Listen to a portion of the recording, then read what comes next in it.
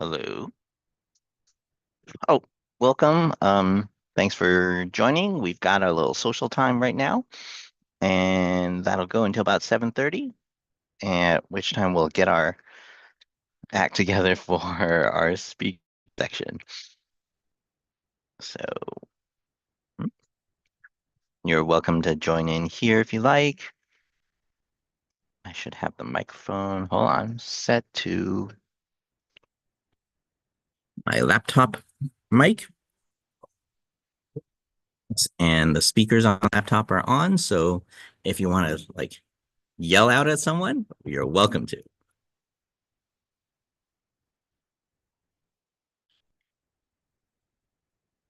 All right.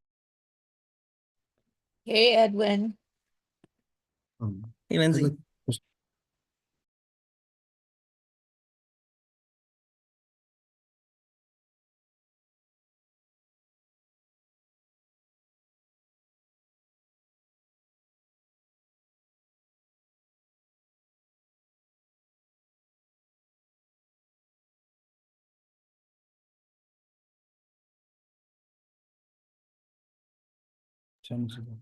Welcome. Thanks for showing up. We'll be rolling in a little bit.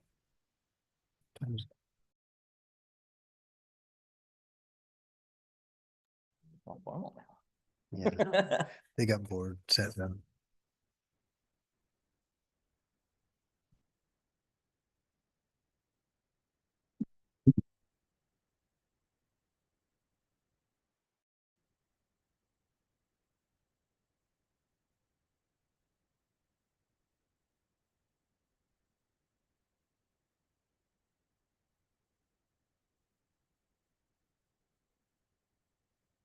Now we're going to start dinner earlier in the future. Sorry. You're not going to echo though. Can you get rid of the echo? Just put it through your phones. Do you need you need audio? No. Are you getting rid of that? No. Okay. Hello.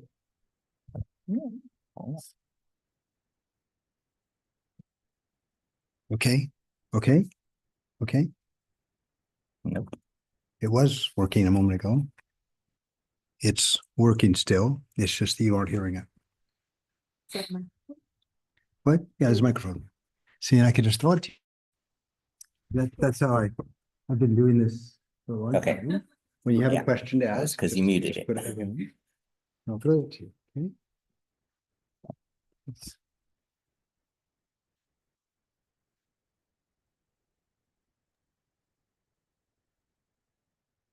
Right. The recording was paused. Are you about to start it again, please? Are you ready to start recording? I just started it. Okay, both places. Are we on YouTube and everything?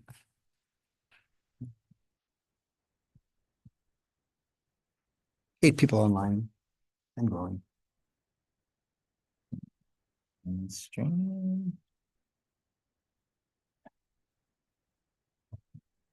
Call up the YouTube. Check to see.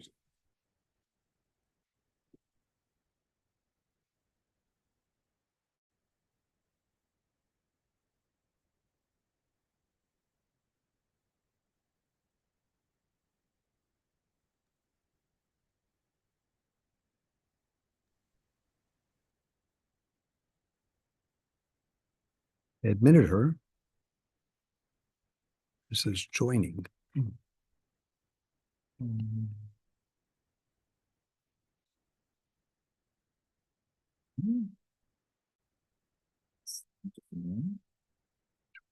Why is it saying joining at the last minute? Oh, there she is. All right, I can hear you. You can hear me. All right, that's great. Well, I think I'm going to start in about 1 minute. Okay.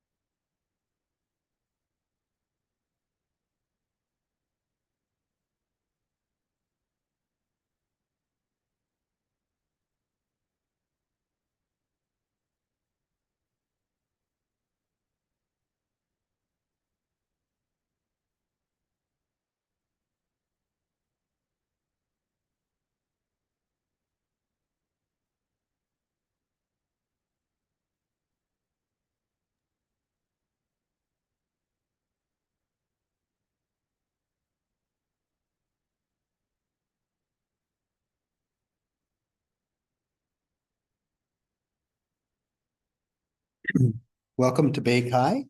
It's my pleasure this evening to present the speaker and talk about our organization. We've been around since 1989, and we've been presenting about talks every Tuesday, every second Tuesday of the month since 1989. And we've only missed two. That was the 2001 when the airplanes hit the tower, and also the first week of COVID. It's a let's see, I want to just say a few things about so there CHI is a big organization. ACM is a big organization. CHI is also CHI is the biggest organization in the ACM.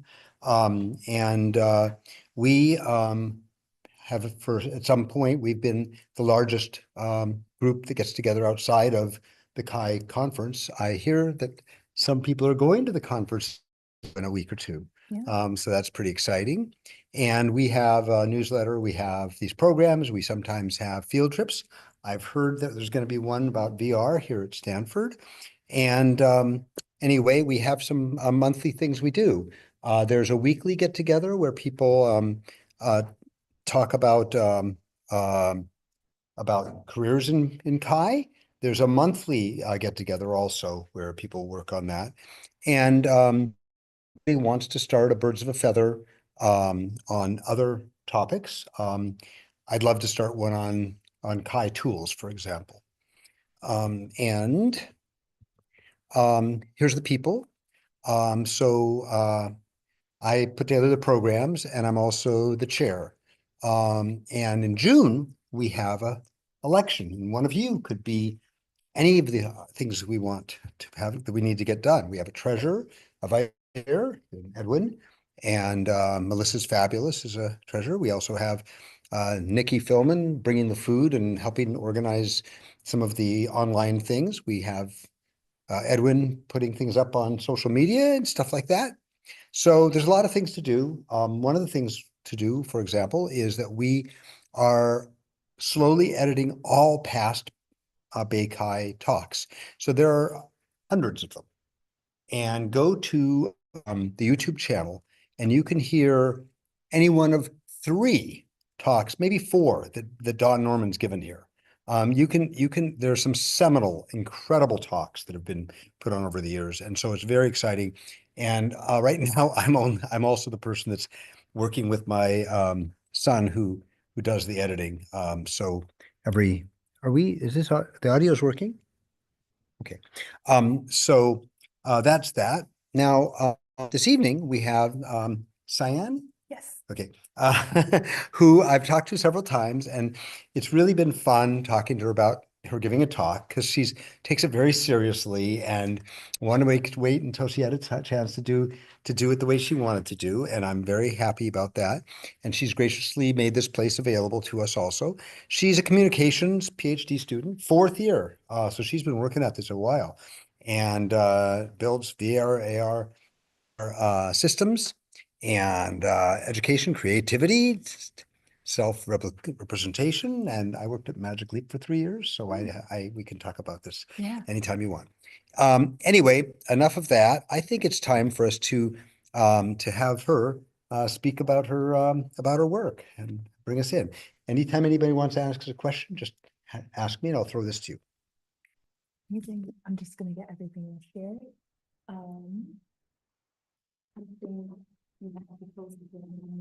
I will stop sharing.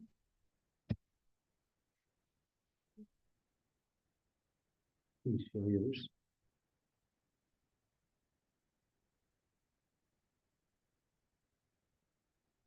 Right. And is my microphone working all right? Is your microphone working? Yes. All right. Excellent. I guess we can dive right into things. Hello, everyone. Thank you so much to the organizers of Bay Kai for having me here today. And also thank y'all for coming to hear me speak, both online and in person. Really appreciate it. Again, I'm Cyan, and today I'll be presenting on immersive virtual environment, how avatar representation can shape user experiences in social virtual reality. But first, a little bit about myself. I'm originally from Spring Valley, New York, but currently I'm a PhD candidate here at Stanford working with the Virtual Human Interaction Lab, as well as the Human-Computer Interaction Group. My research focuses on social and embodied experiences in augmented and virtual reality. I'm especially interested in how these tools can be used to facilitate social connectedness, belonging, learning, and also creativity. My approach to research is interdisciplinary. I work across both the communication and computer science department. And my approach is that, I really try to examine the psychological, behavioral, and social implications of AR and VR, but also thinking about what are the design implications for future interfaces.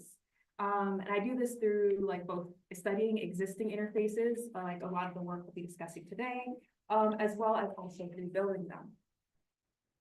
In addition to my academic experiences, I've also spent some time working in industry. Before graduate school, I was a software engineer at Google. Last year, I was a research scientist intern at Microsoft, where I explored the use of models for creating interactive VR environments in real time. And this summer, I'll be a research scientist intern at Meta Reality Labs. So just to provide a roadmap of today's presentation, we'll first begin with an overview of what social VR is, just to bring everyone on the same page. Then we'll talk a bit more about the concept of avatar embodiment as it exists within this context, and how avatars are meaningful to its users. Afterwards, we'll dive into the implications of avatar representation, the nature representation impact how people are. Then we'll speculate a little bit about what the future of avatar embodiment might look like, especially as it intersects with artificial intelligence. Afterwards, we'll discuss the ethical implications of avatars and avatar embodiment. And then finally, I'll end with a few takeaways as we transition into the Q&A portion.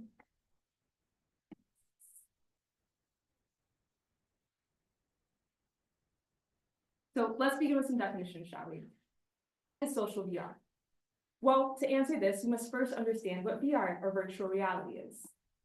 So virtual reality can be understood as a medium that generates these movement-responsive, interactive computer simulations that replace or augment the human senses. While not all definitions are technology-specific, many emphasize devices that create immersion.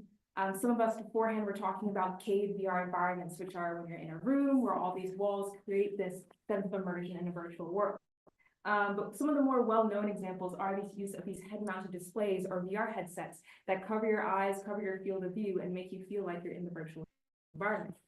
In the early days of VR, these headsets were a bit more bulky and primarily used in industry and research settings, such as in this image I have of a person at NASA wearing a headset. But over the past decade, we've seen some major technological advancements in VR headsets, making them lighter, more affordable, and also accessible to a growing consumer market. Companies such as Apple, Google, Meta, and Vive have respectively been investing in this market and releasing their own headsets to the consumers. But beyond hardware, a key element that defines virtual reality is a sense of presence that it mediates. Presence is a psychological sensation characterized by the feeling of being there, where even though we know what we're seeing isn't real, it can feel like it's real. One way to illustrate this is through the Planck experience, which I have an image here from Richie's Planck experience. We have a similar version in my lab, the Virtual Human Interaction Lab, where we have this plank over this deep pit. We ask people to walk across the plank and back. We have them go to the center of the plank, turn over, look down, and then we ask them to jump off. And usually people actually hesitate when doing this. Again, we know it's not real, but it feels real when you're looking down into the pit, myself included, right? So we actually have to be on standby to make sure no one falls over as they step off the plank. But this has to do with, again, this sense of presence and feeling like you're actually there. But beyond the sense of facial presence, one experiences in VR, there are other types of presence that are very important to this experience, which brings us back to the question of what social VR is. So social VR, it's this emerging ecology of platforms where users interact with each other in immersive 3D virtual environments. The network capabilities of these platforms allow users to experience virtual worlds together, contributing to social presence, which is the feeling of being there together. In my PhD, I've had the opportunity to TA for Stanford's virtual people class, taught by my advisor, Jeremy Bailenson. And this was around the time of COVID where people were exploring different formats for what the remote class could look like. Thus, we created one of the first and largest classes to take place almost entirely in VR. The quarter I took it, it was over 100 students. They were each lent a MetaQuest 2 headset to use for the quarter. And they had homework assignments in VR, we met in VR. A lot of the class was done actually in VR. And on this slide, you could see a moment where we were taking a picture together. So in this class, we took advantage of this enhanced sense of social presence that you have in virtual reality by hosting our discussion sections in VR. So as a TA, every week I'd put on my headset and I'd host 8 discussion sections in locations across the university or at home if they're still there. And we gather in a circle and we talk about different topics related to VR based on the class. And the thing about this is that the embodied nature of the avatars in VR made communication in the medium feel similar to communicating face to face. After all, we were still able to benefit from the nonverbal cues of, eye gaze, people raising each other's hands, the things we were able to keep as we transitioned into this virtual environment. And we also had this ability to customize our virtual environments. Although we're in a warehouse in this picture, every week we're somewhere different. Sometimes we were talking in a forest, other times we were around a bonfire because we could do that in VR, right?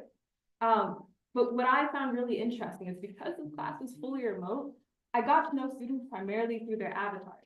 Like I hardly saw them, right? So I knew them through how their avatar looked, what behaviors they did in their avatar. Like maybe they're teleporting around and they have this haptic platform. So some of them like to shadow box with each other. So that was an interesting thing that came out of this. And we used Engage VR as a platform which steers toward these more realistic looking avatars and business casual attire. But there's this whole ecosystem of social VR environments, each with their own cultures and aesthetics for how they approach the representation of their avatars. On this slide, you can see Horizon World, Rec Room, VR Chat, and of course, Engage. Some avatars are more toward the human side, others are non-human. Some are more realistic looking, others are cartoon. So it can really vary. But the thing about avatars is that it hits on this third type of presence, which is the presence that one feels within their own virtual body. So this is also described as avatar embodiment, which brings us to the next part of this presentation, exploring the importance of this phenomenon in social VR.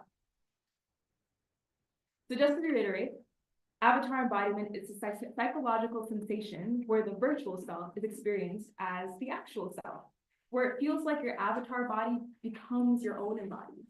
And unlike traditional desktop-only virtual worlds, the use of both head-mounted displays and controllers allows this novel form of avatar-mediated communication, where it uses physical movements synced with their avatar's movement in real time. So when you move, you see your avatar moves. And this experience can make embodying an avatar in social VR feel more personal and perhaps engaging compared to experiencing the avatar in traditional virtual worlds. And also perhaps one of the reasons why it's an important part of the experience in social VR. To further illustrate this, let's go back to the virtual people class I mentioned earlier. Given the novelty of a course like this at the time, we ran multiple different research studies surrounding it, where at the beginning of the quarter, students had the opportunity to opt in or opt out to whether or not they wanted to be a part of the research studies surrounding this class. In one of these studies, we looked into what were the most popular topics that students talked about during their discussion sections over the course of the class. This data set consisted of over 4,800 minutes of group conversation, and we explored, all right, what are the most common words used? How do these together to form themes, and also which themes occurred most frequently. And what we found was that avatar embodiment was the most robust theme that students discussed over the course of the class. One reason that this might be is because of the VR-centric nature of the class. It was a class about VR, so it should be expected that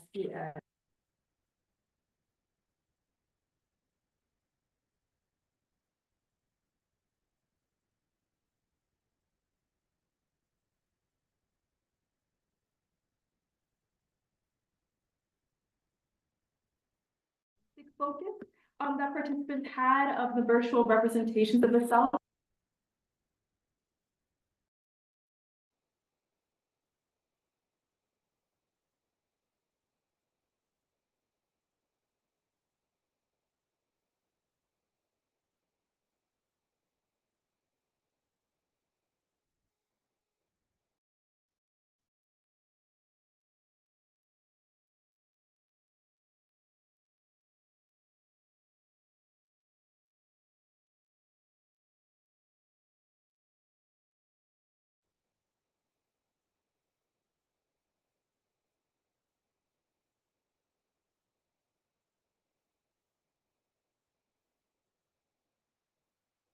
Best way I can put it is that when I'm in this avatar, I feel more comfortable, feel more confident. It very much feels not like a mask, but a mask has been removed.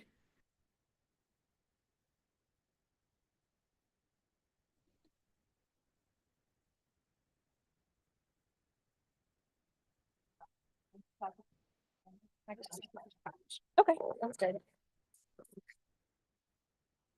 Right, test, how does that sound? Great, all right, awesome. So yes, avatars, confidence. For this person, help them feel confident, and also how it was kind of a reprieve from societal expectations for them. Building on this, I spoke to another user about her experience as a transgender woman on the platform. And she described, I'm not out in real life for a multitude of reasons. Here's how I express how I wish I could be in real life. So here is an example of avatars as a medium for identity exploration, and in this case, gender exploration, which builds on this scholarship by Sherry Turkle on viewing virtual worlds as identity workshops, where users can explore different aspects of their self-concept, in part through the avatar. And then this last example, I spoke to a user who often wore an avatar. And they said, I just like being a happy little cat. It's just the personality I'm conveying is, I guess, more fun, you know? That's what I'm going for in VR. With VR Surprise, I'm actually playing this game to have fun. So here, it was about having fun and also conveying their personality to other people.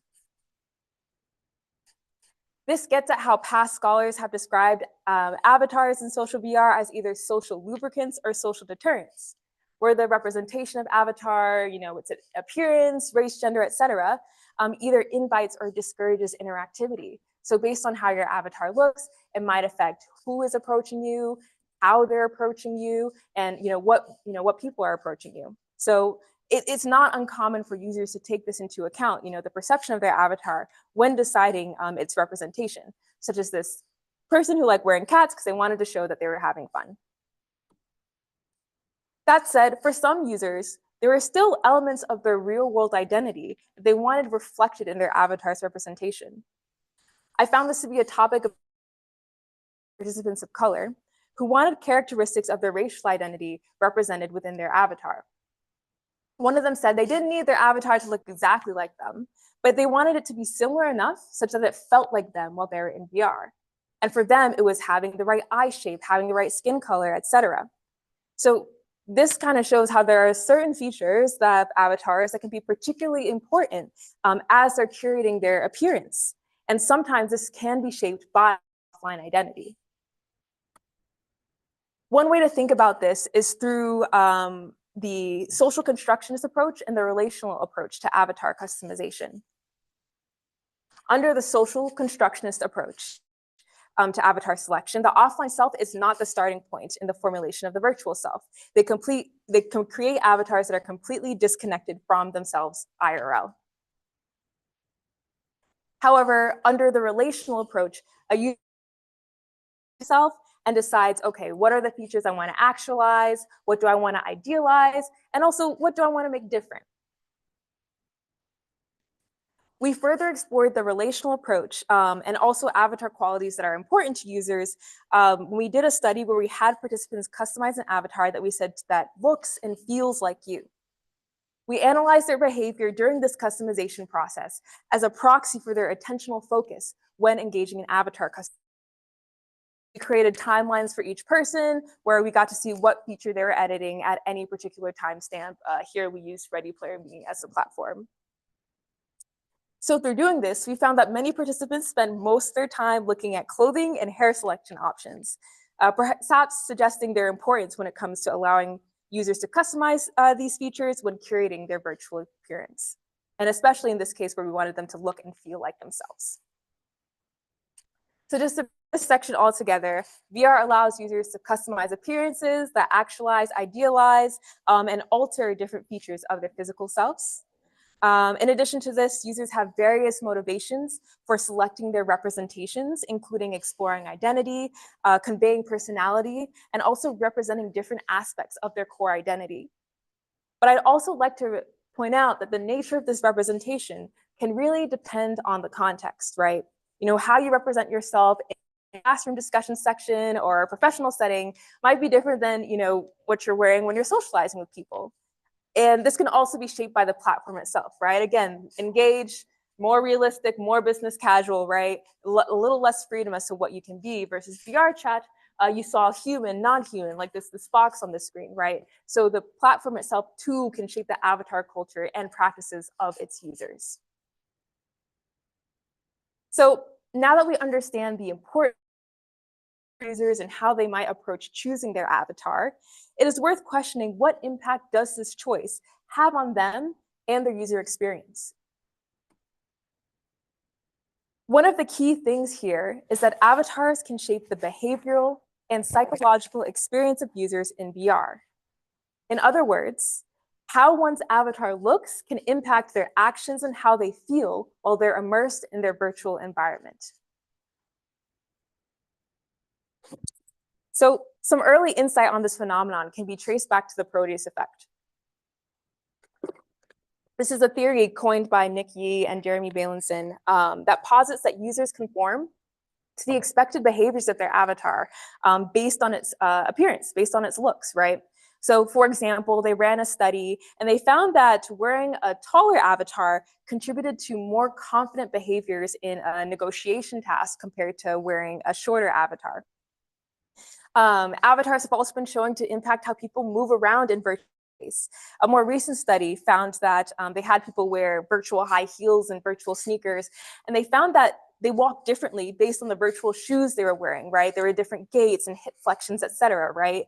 So again, avatars, just based on how it looks, it impact how people move while they're in the virtual world.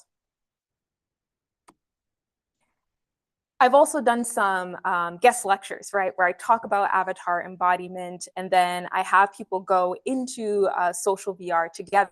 And I've been able to observe a little bit of the Proteus effect. On this slide, I have an example. We were initially in all the avatars we chose, but then someone found a small little rat avatar. Then everyone started including the rat avatar, and we were all small little rats in this virtual world, and we were just acting playful around because the avatars just made us want to be playful. So I was able to observe some of the differences in what happened before when people were wearing maybe more humanoid avatars versus when we all became these small little rat creatures. So this topic of how avatar representation shapes psychology and behavior has been salient to one of my threads of research that I've led and also collaborated on in my time here at Stanford. So in this next part of the talk, I'll talk about diving into some of 4 different studies that touch on the impact of avatar representation in virtual reality. So the first one was part of the virtual people class and led by my colleague Ugi Han. So during one quarter of the class, in different weeks, students embodied either an avatar that they customized to represent themselves, or they chose a more uniform avatar that was designed to be more racially and gender ambiguous. So on this slide, you see the uniform avatar on the left side, and then the customized avatars or examples of customized avatars in the right. And the goal of this study was to see how does transforming the representation of an avatar shape social interaction as well as presence. We found that wearing customized self-avatars increased participants' sense of self-presence, aka avatar embodiment, as well as non-verbal synchrony with other students in the class compared to wearing uniform avatars. For those unfamiliar with synchrony, is when people exhibit similar behaviors at similar times. So it's kind of like reused animation. And past research has shown that higher motion synchrony to be related to greater rapport building as well as creativity. So hence in this context, allowing users to customize self-avatars contributed to psychological and behavioral factors that shaped how they felt in their avatar, as well as potentially how they cultivated relationships with other people in the class. We explored the role of the self-avatar further in a separate study where our goal was to understand how do discrepancies between the avatar self and the physical self influence avatar embodiment while in VR. This work was informed by self-discrepancy theory, a theory by Higgins, which posits that greater discrepancy between different domains of the self can lead to greater psychological discomfort. So for example, if you feel like who you actually are is different than who you ideally are or who you ought to be, it can feel a bit uncomfortable. Other scholars have taken this and shown this to also be the case within virtual environments. For us, we measured the sense of discrepancy as perceived differences between the avatar self and the physical self. We invited users to imagine themselves and their avatar standing side by side, and they compared differences between the two. So how different is your avatar's hairstyle from your own style? How different is your avatar's skin color from your own skin color, et cetera, et cetera. And we specifically chose features that have been shown to be important to avatar representation. So just to walk through the process of what participants did, first we had them do a tutorial of just the platform they're about to go into. Then they spent some time on their respective social VR platform. For this study, we did both Rec Room and VR Chat to have some stimulus sampling. And while they're in VR, of course, they had to spend some time selecting their avatar, customizing their avatar based on the whatever the platform had them do. Then we had them engage in this avatar familiarization task where they completed a set of poses in front of a virtual mirror, just to kind of get them avatars moving, I'm moving, and attempting to induce that sense of the body ownership illusion.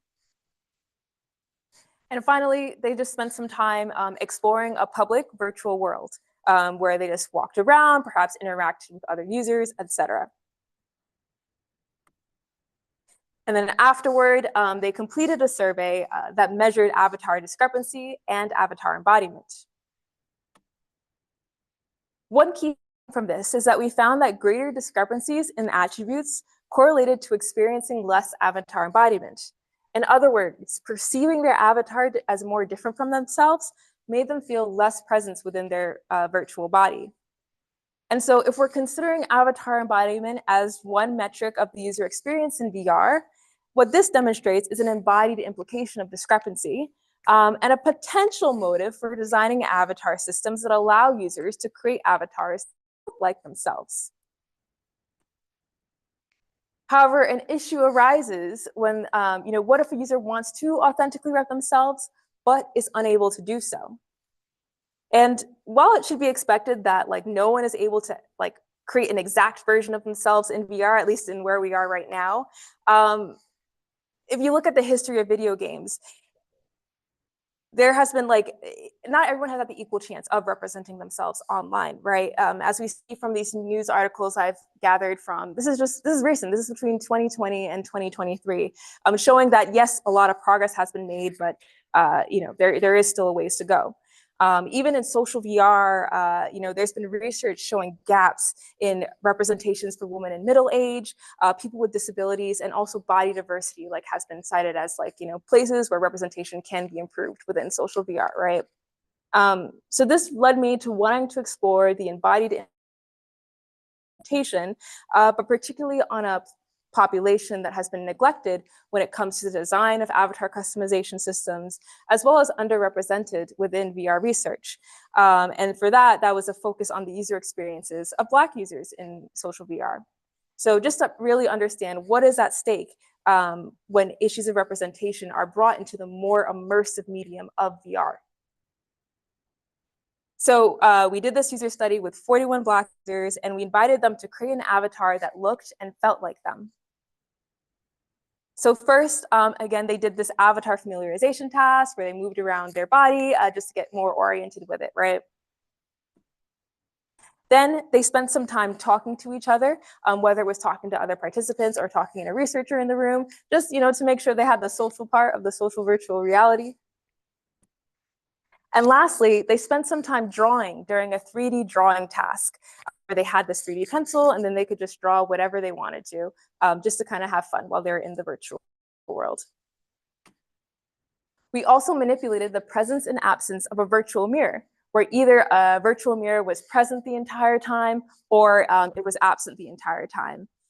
Because after all, seeing your avatar from a first-person point of view might be a bit different than if a mirror is there, right? And on VR chat, they have the ability to toggle on and off a mirror in a lot of their virtual worlds, so that's what we use. Although I will point out that not a lot of social VR platforms have virtual mirrors, which is interesting. But in VR chat, there's like the specific mirror culture that exists where there's these things called mirror dwellers, where they sit in front of mirrors and just like to look at themselves. Anyways, I say that to say we had mirrors because we wanted to manipulate the salience of one's avatar while they went through this activity. What we found was that across all, greater avatar discrepancy was associated with less spatial presence. Again, where avatar perceived as more different from the self was linked to less presence within their virtual environment. We also found that in the absence of a virtual mirror, more discrepancy was associated with less avatar embodiment and less spatial presence. But interestingly, as you can see from this table, this is not the case for the mirror condition, which might be a bit confusing at first, right? You might think that, okay, like if I'm looking at and I'm seeing the ways that my avatar is different, I'm more self-focused on it, and maybe that's affecting my embodiment. But a potential explanation for this can be traced to the fact that mirrors help promote the body ownership illusion, right? Seeing your avatar's movements sync with your own movements can make it feel like, okay, this is my own body, regardless of like, okay, how discrepant it is, right? Versus in the absence of a virtual mirror, it is able to benefit from that. So that's one potential explanation for these results. But another potential explanation has to do with behavioral realism, because viewing your avatar in a mirror can help enforce behavioral realism. And for those who are familiar, behavioral realism is the extent to which an avatar behaves as we'd expect it to behave in the real world. So if you're in a realistic human avatar in VR, you expect it to move like a human. You don't expect it to like cave in on itself for its limbs to contort in weird ways. Versus if you're in a more cartoony avatar, or even an avatar with just like head and hands, like you're a bit more forgiving in how you expect it to act, right? And it's been shown to be, in some cases, more important than how photographically real an avatar looks. So being able to look at their avatar in the mirror enhance the sense of behavioral realism that it had, and perhaps further encourage the sense of avatar embodiment that a user experienced. So just to reiterate some takeaways from this study, here we found that there are some embodied consequences to discrepancies when people aimed to create avatars that looked and felt like themselves, and in some cases were unable to do so authentically. And while we expect that there are some instances where we want to carry over physical attributes into VR, as seen through my ethnography, but also perhaps in professional VR contexts, as we saw with this cat guy, there are also some cases who want to be something different, right? And on one hand, there are individual differences between people that shape their avatar motivations when they're customizing it.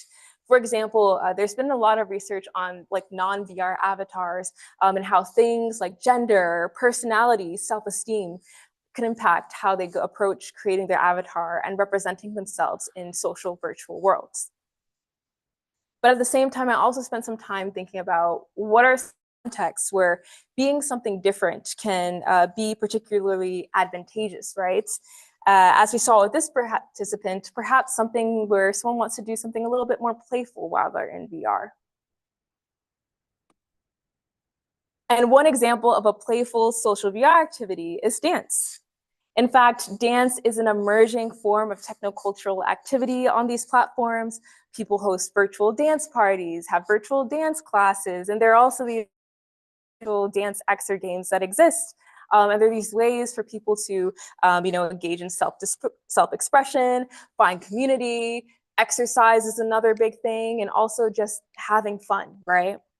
So past research has reported that wearing cartoon avatars while dancing in VR made them laugh, made them feel relaxed and playful while they engaged in this activity.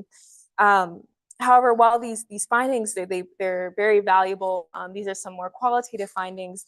There hasn't been as much quantitative findings looking into this, and also using a large sample size. A lot of these are more focused, maybe a small group of 10 professional dancers, right? But I wanted to lean more into maybe running a large scale study on this phenomenon. Hence, in my most recent VR study, I explored the question of how do digital representations impact how people feel and move while they dance in social VR? And around 105 participants engaged in this study. As far as the context goes, we used VR chat and Just Dance VR. For those who don't know, Just Dance is this dance exer game where you follow the motions of a person dancing and copy its movements to engage in the game. And in virtual reality, they have Just Dance VR worlds, which allowed users to play Just Dance while being able to see their avatars in a virtual mirror. We randomly assigned participants to one of 3 avatar conditions where they either wore an avatar that they customized to, again, look and feel like you, or they wore a human avatar that was something different from what they customized, or they wore a cartoon avatar like you see on these slides where they're mostly non-human and just, fun looking in nature.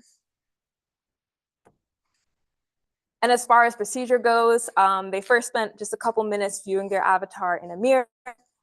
Then in groups, they engaged in this Just Dance VR activity, which lasted around 4 to 4.5 minutes. Following this, they completed a survey about their experience. And then we had just a group conversation about what went on, how did they feel while they were dancing in VR around other people. So analysis for this is admittedly still ongoing, but there are some preliminary findings that I can share with you today. And that is that participants who wore a human avatar or a cartoon avatar that did not resemble their physical appearance reported significantly greater playfulness scores than those who wore a self-similar avatar that they customized. So this could perhaps be attributed to the anonymity, right, that these other avatar categories get at, and making people feel more free, right, when they danced in something that felt different from themselves. And we had more of a general population of people compared to professional dancers. So having something like this of wearing an avatar that made people feel more playful and perhaps less anxious was, I think, advantageous in this context. So again, here is a scenario where wearing an avatar that's different from them helps enhance aspects of their experience while in VR, right? Hence, for someone aiming to create a more playful VR experience might be interested in leaning a little bit more to this anonymous and perhaps playful side of the avatar optimization spectrum.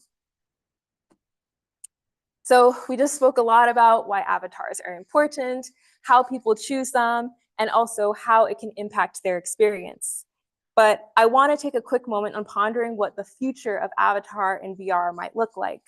I don't claim to be a futurist, but I'm going to do my best here. And eventually I'd actually be curious to hear about later what y'all think about what the future of avatars might look like in VR or elsewhere. Going back this past summer, I had the opportunity to intern at Microsoft with Jaron Lanier, who is considered one of the founders of virtual reality. From him, I learned more about the history of VR and how earlier on, people envisioned VR to be this place of spontaneous creation, where groups of people could play virtual worlds into existence using virtual devices that resembled musical instruments. This would become for the research project I worked on called Speaking the World into Existence, where we explored how AI, specifically large language models, could be used for spontaneous world generation. Our focus was on using LLMs to help users create, these interactive virtual environments in real time using language-based prompts, right? So you could type, oh, create a virtual forest, and now a virtual forest appears and you're inside of it, or make this mug interactable, and now you can interact with this thing in the virtual environment. However, one might imagine an experience where a user could spontaneously edit their avatar in real time using AI or perhaps something else, right? Being able to request changes to their avatar's features on the fly, and being unrestricted by what designers or developers initially had in mind, perhaps filling gaps of representation where it is needed. So this is one potential direction I see where it will hopefully become easier in the future for people to be able to spontaneously modify their avatar in real time while they're in virtual reality. So yes, discuss the potential future, but I really wanted to also spend a bit of time talking on the ethical implications of avatars as well, because as much as avatar embodiment can be additive to a user's experience, it could also lead to moments of discomfort as well. In a short paper I collaborated on, led by my colleague Daniel Axelrad, we identified communication failures that exist in social VR, which we described as embodied violation, where users would spawn into the same location and they could see inside of each other's virtual bodies, leading to awkward situations like what you see on this slide. And though we know, again, this is just a simulation, it can still feel like a violation of personal space due to the sense of presence that one feels in this virtual world. And unfortunately, there have been bad faith users who have taken advantage of this to engage in what scholars have called embodied harassment, where harassing behaviors are conducted and experienced through a sense of embodiment. So this might look like someone intentionally violating your virtual space. I've also observed, people wearing obscene avatars, or even avatars with extremely high polygon count, lots of graphical detail, with the intention of intentionally lagging or crashing another person's headset. So be careful when you go into public social VR worlds. So this makes the importance of avatar-based safety so important. So for example, in Meta Horizon worlds, there are these personal space boundaries where as you get closer to a person, if they fall within a certain distance from you, they disappear. And in VR chat, they have these trust and safety systems where you can control who you see and who you hear based on how long have they been on the platform. Are they friendless? Things to try to gauge the trustworthiness of a person and whether or not you should be able to see or hear their avatars.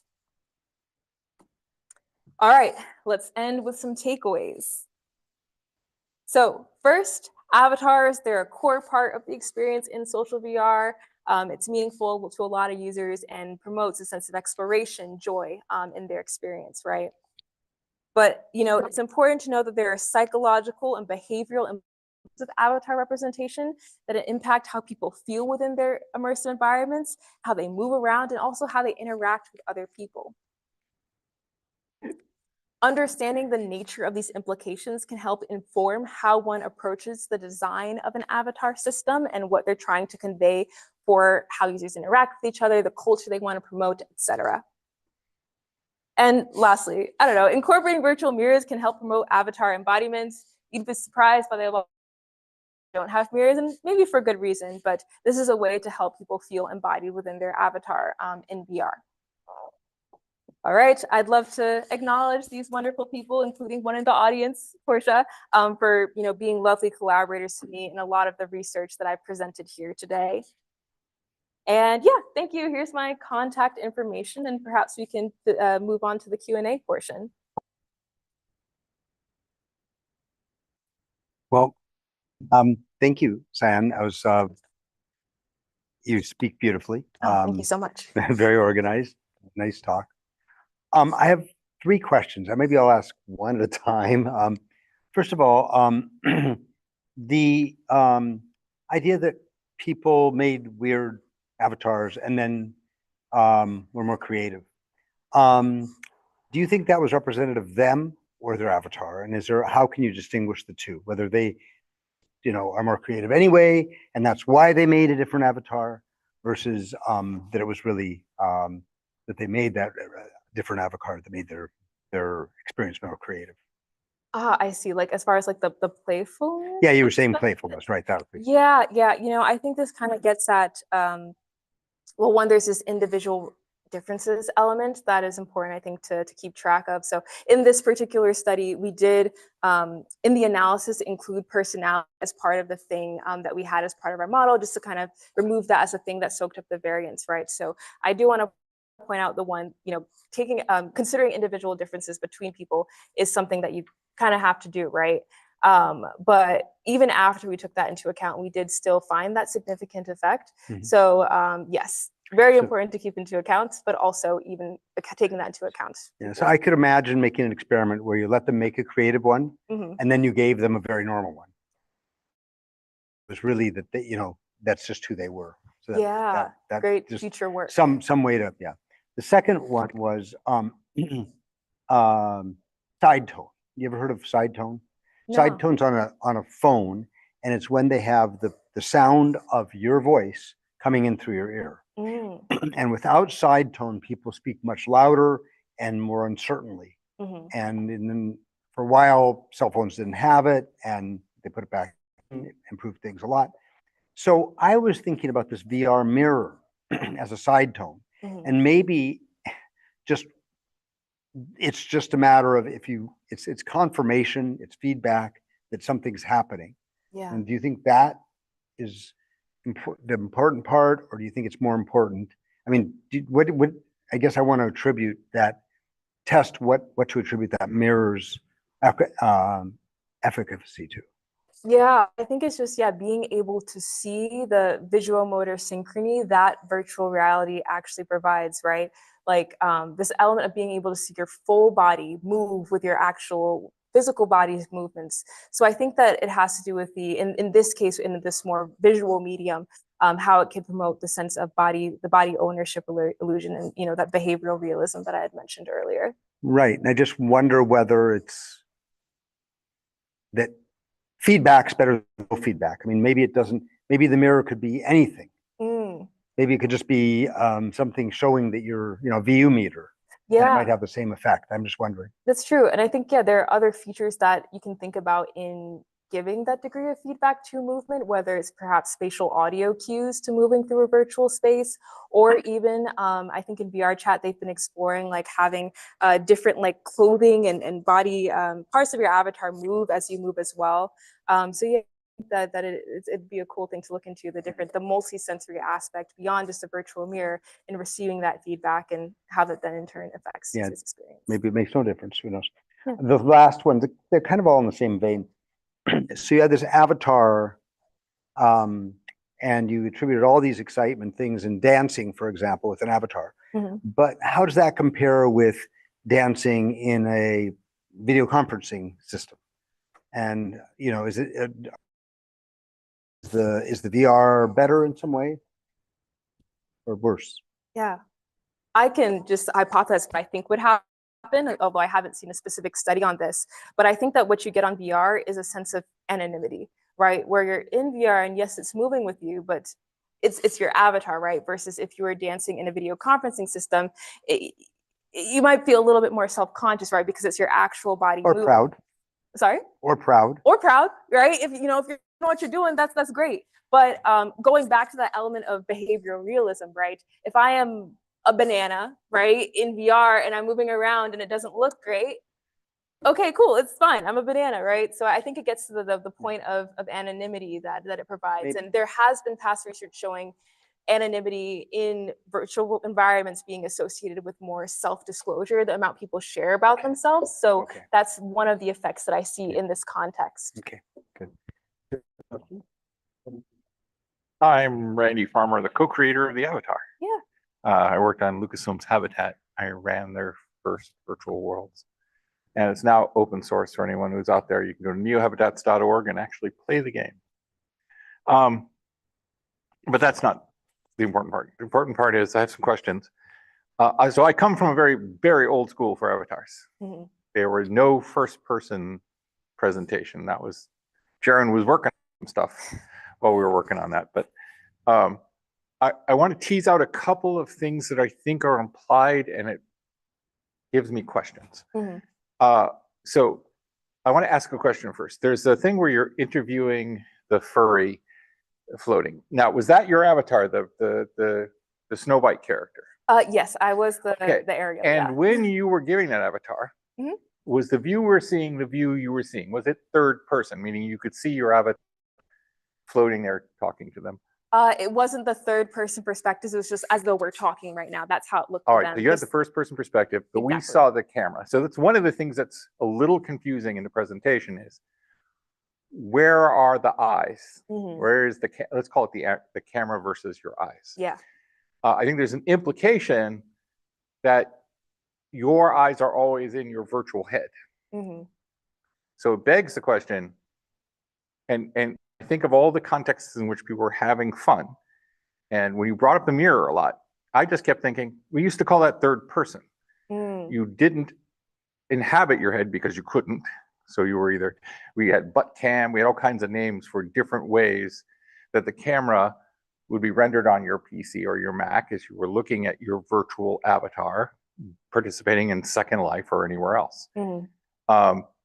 Did you, first of all, do they offer those? And is it worth considering, which is, what does your avatar mean when your camera is not in your head?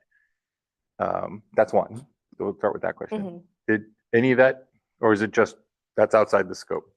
I think that in the context of social VR environments, the way that it primarily has manifested has been the closest thing is kind of the mirror or perhaps a camera that you could put into yourselves.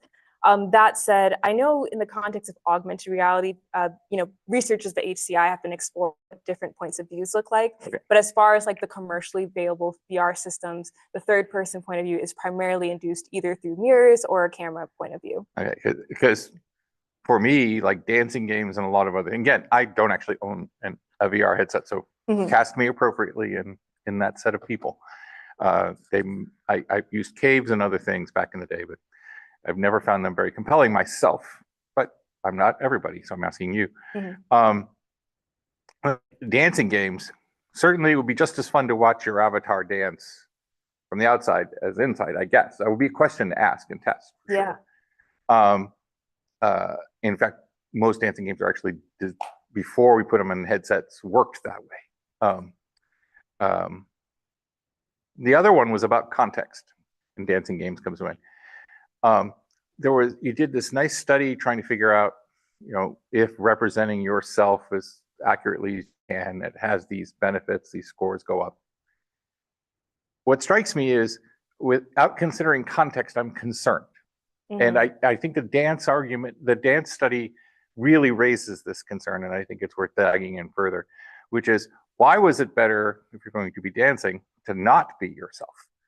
Right? And the answer is, for me, context. You're entering a context in which being yourself is no benefit, and in fact may be a distraction. If we turn that around and say, it's not about constructing your avatar, it's about understanding the context and selecting your avatar. For example, you didn't do something that I've seen lots of avatar studies done decades ago, which is talking about clothing, contextual clothing or contextual outfits, or in my case, habitat heads, changing your head from, so the person who was wearing the cat avatar doesn't always wear the cat avatar, right? It's not them. It's a sense of costume as identity. I'm using that terminology myself. So have you considered looking off in those directions? So it's not just my avatar is this kind of monolithic thing, but it's fluid in numerous dimensions based on context. Yeah, that's a wonderful question, because context can definitely shape how people approach their avatars. Just to speak about how it has come up in my research, going back to the virtual ethnography, again, I spoke to 43 people who had their own take on how they represented themselves. Some of them were, this is like my main avatar, this is me, and if someone took this away, I wouldn't be me in VR, right? Versus others maybe had a bit more of a fluid identity. They also spoke about different contexts across different social VR platforms. Let's take Horizon Worlds and VR Chat, for example, right? Horizon Worlds is owned by Meta, right? And so someone was like, if I went in there, like, I feel like it's Facebook, like I gotta be myself, right? But here, I don't feel like I have to do that. So that's one side, right? People spoke about their own experience. In the context of the quantitative experience studies, something I didn't have as much time to dive into were some of the limitations. For that, it was mainly like new social VR users, a lot of them going into VR for a certain amount of time, which you might imagine that your first time going VR different than like if you spent months and months in it, right? Where you had some time to decide on your performer. Right, you don't have the context, right? So that definitely affects it. And that's part of why the third study, it's more recent one, the dance one. And I was trying to get more into, okay, like here is a more tailored context outside of just like generic social VR. So it's a really interesting topic you bring up. Thank you. Important thing to think about moving forward. So other questions? I'm sure you've had some ideas during this talk. Just anything? No? Do you have something, Edwin, you want to ask? How about online? I think we might have seen a hand in back as well. Hi, I'm Sridat. I work as a hardware design professional in the area. So I do design some of these small pieces of the big puzzle in this VR hardware, right? So specifically on the sensors, right, for the camera sensors. So I guess that's just my background. One aspect I was just curious in your research experience, right? I think you have also worked on AR based systems, right? Correct. Or maybe in the past.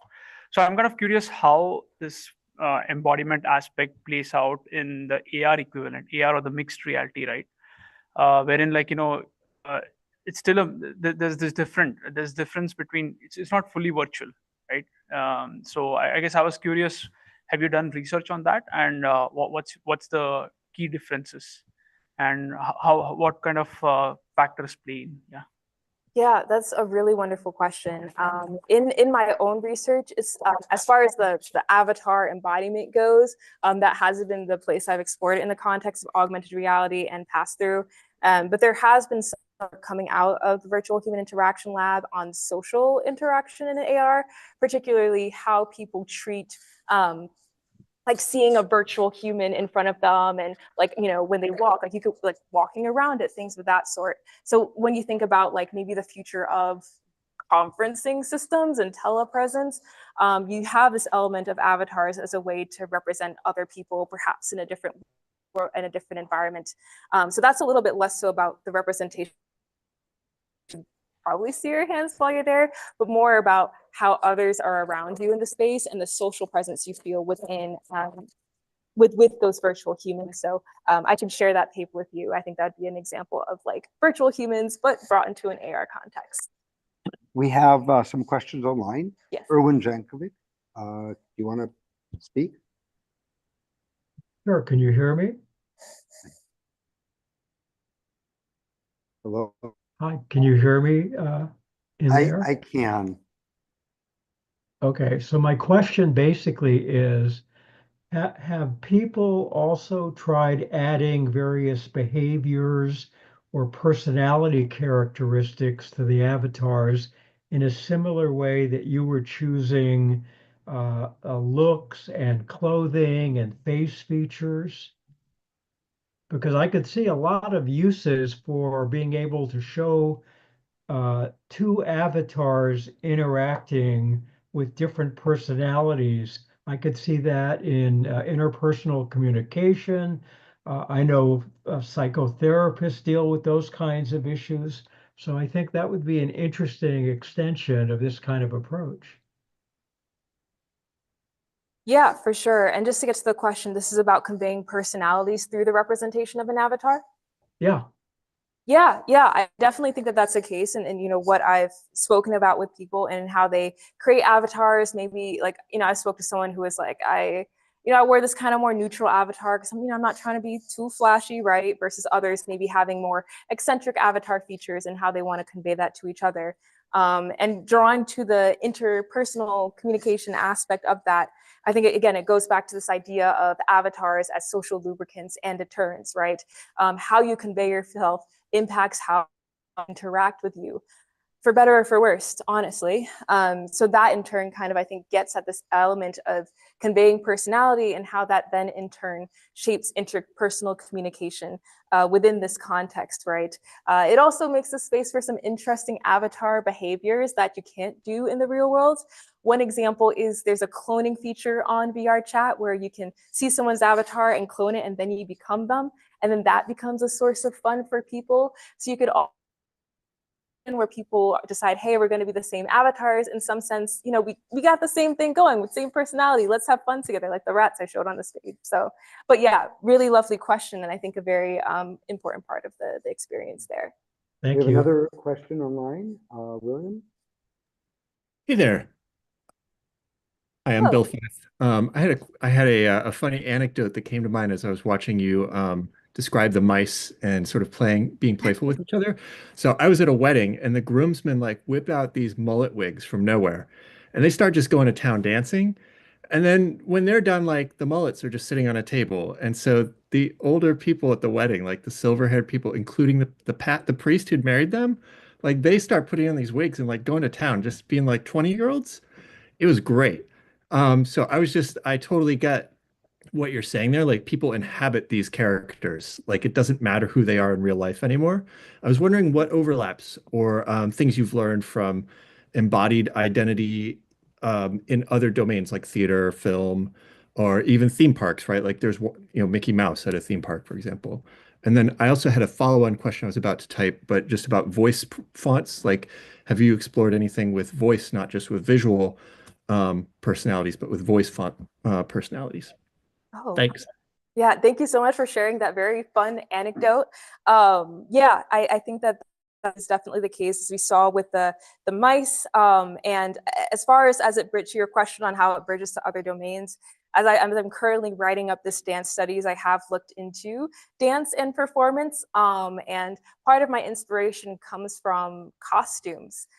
Because based on a dance costume, they have different materials, different weights, different layers that then in turn affect a dancer's kinesthetic and somatic experience while they're dancing, right? They adjust and it also impacts how they feel while they're engaging in dance. Some may have like these more audio elements to it as well. So similar to the mullet, it's this example in this dance performance where it's like, okay, based on what someone is wearing as they engage in it, it can affect how they move around and feel while they engage in the performance.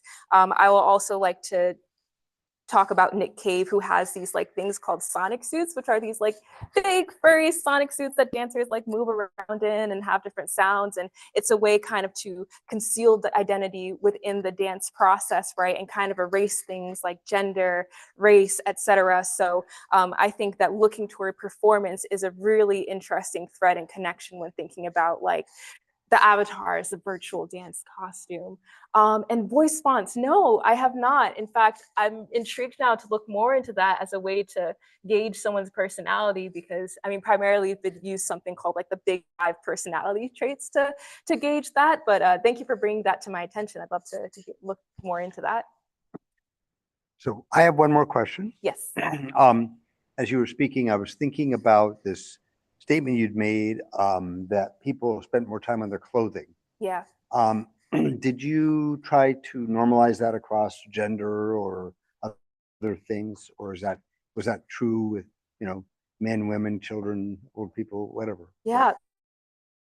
For that, we only really did descriptive statistics just to see what all was going on during this process. But it does sound like a really interesting step. In fact, we're hoping to maybe do another paper really diving into those things. So yeah, thank you. But it was half men, half women, or was it all? I don't remember the exact breakdown, but it did consist of both men and women, and all of them were over the year of 18 years old. Okay. So that's a there for sure, but there is interesting literature too on the avatar creation practices of children. I think there's one about children in Minecraft and things of that Well, sort. So. for what it's worth, my child, when he was 9, spent a long time designing his avatars for lots and lots of time with the clothing and everything. I mean, yeah, if I could add a quick personal anecdote to that, one of the big things that got me into interest in this, I just played a bunch of when I was a kid. Like I similarly loved customizing. I played Club Penguin, Vantage, like all these different virtual world games. So I relate there. And that's also like, I don't know, earlier some of us were speaking about the importance of archiving these different digital worlds, especially in a lot of them that kind of get shut down after the fact. And it's important to kind of keep these parts of history and understanding these different technocultural behaviors as they exist over time and as they're emerging into like more immersive contexts. So yeah. Great. Are there any questions? We have going once, going twice. Is it I think we have great? one more. Well, we have one. Okay, good. Nice catch. Hi, I'm Sampada. I'm a UX designer, and I had a question. So while designing for users who want to be themselves as avatar, and you, as opposed to users who want to experiment with their avatars, what are some of the constraints that you had to work with? As far as like in them being able to be either of those things? Yeah.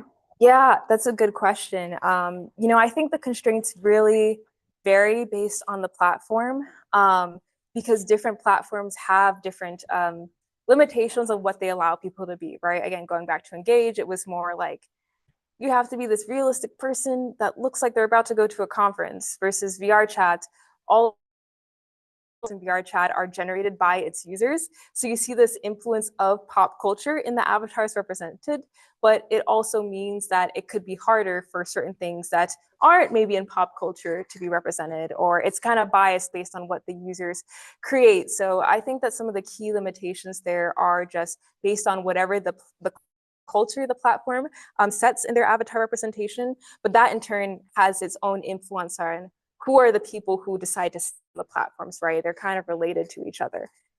So that's how I've seen that come up.